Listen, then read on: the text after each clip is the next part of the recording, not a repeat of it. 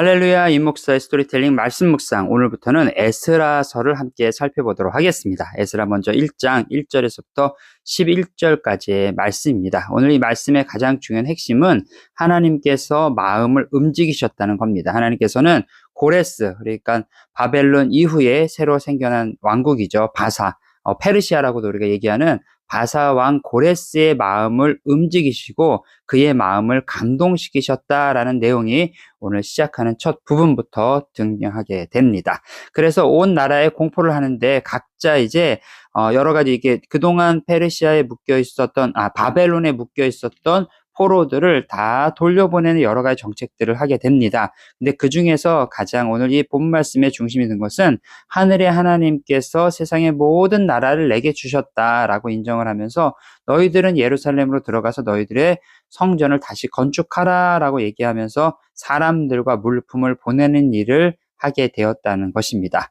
자, 사랑하는 성도 여러분, 우리가 반드시 깨달아야 될 게 뭐냐면 우리가 지금 살고 있는 이 나라의 리더들을 위해서 정치 지도자들 여러 가지 경제적인 부분들도 그렇고 나라를 움직이는 주축적인 역할을 하고 있는 사람들을 위해서 기도해야 한다는 겁니다. 그럴 때 하나님께서 고레스의 마음을 움직이셨던 것처럼 나라의 지도자들의 마음을 움직이셔서 하나님의 놀라운 일들을 행하는 도구로 그들을 하나님께서 사용하신다는 겁니다. 두 번째 오늘 알아야 될 건 뭐냐면 또 이러한 상황 가운데서 백성들의 마음 또한 움직이게 하셨다는 것입니다.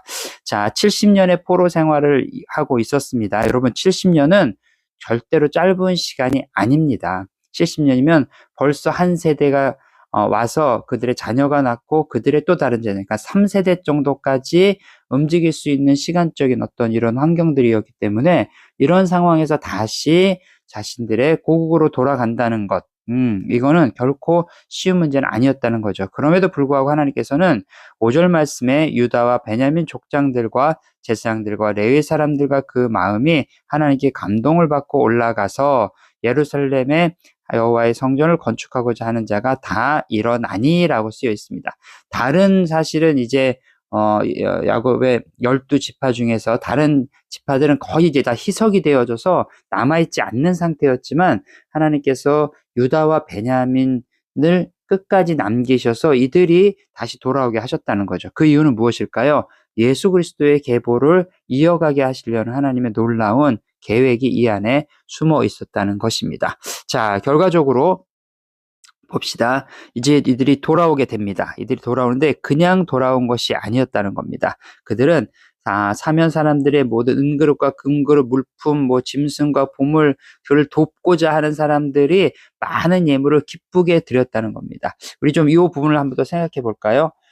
출애굽 당시 이집트에서 나왔던 여러분, 이스라엘 민족들은 아무것도 없이 나온 게 아니었습니다. 하나님의 놀라운 일들을 행하신 것들을 봤던 그 이집트 사람들이나 그 주변에 있는 사람들이 요청하는 모든 것들을 주고 그걸 가지고 나왔던 것처럼 똑같이 이 페르시아에 이제 나라가 바뀌었으니까요. 페르시아에 있었던 이 유다 족속들이 그 땅을 떠나서 다시 예루살렘으로 돌아올 때도 많은 사람들이 기쁨으로 이 일들을 동참하게 하셨다라는 것이 하나님께서 이 일들을 만들어 가시는 역사적인 일들입니다. 자, 하나님께서는 때가 있다라는 것을 오늘 본문을 통해서 우리한테 또 말씀을 하십니다. 70년의 때가 지나가고 그리고 하나님께서 이 때에 맞춰서 고레스, 사이러스라고 얘기하죠. 이 고레스의 마음을 움직이셔서 이들을 통해서 많은 일들을 만들어 가시는 일, 또 함께 돌아올 수 있는 사람들, 백성들의 마음을 움직여서 하시는 일, 하나님의 이 때가 있음을 다시 한번 우리가 생각했으면 좋겠습니다.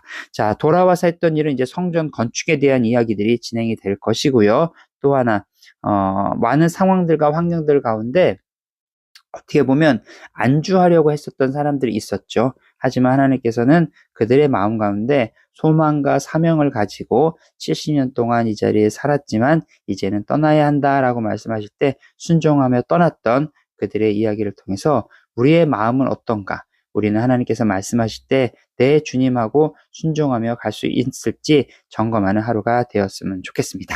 임목사의 스토리텔링 말씀 묵상 오늘은 여기까지고요. 이제부터 에스라서 여러분들 같이 함께 살펴보도록 하겠습니다.